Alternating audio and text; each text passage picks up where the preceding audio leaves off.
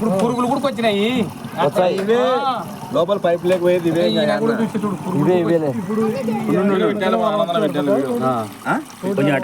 అడవరాల్సిన పనిలే ఇది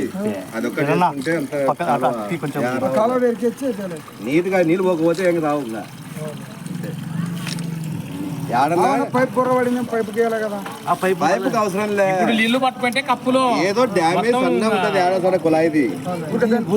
ఇది పూర్తి వచ్చే అదేం కాదు పెద్ద కాదు అదే వాసన